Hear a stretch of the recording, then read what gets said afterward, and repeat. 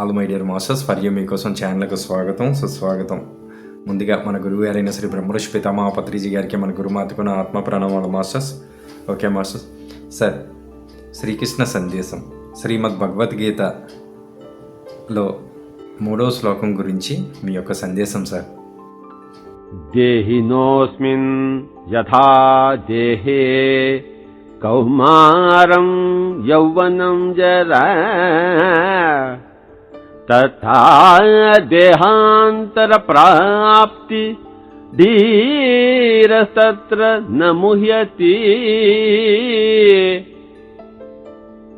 దేహినోస్మిన్ యథా దేహే కౌమారం యౌవనం జరా తథా దేహాంతర ప్రాప్తి ధీరస్తత్ర న ముహ్యతి.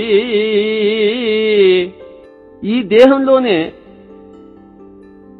దేహి అనేవాడు అనేక అవస్థలు దాటుతున్నాడు. కౌమారము,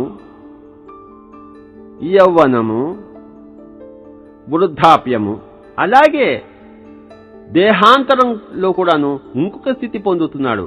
అదే సూక్ష్మ శరీరం ఉన్న స్థితి.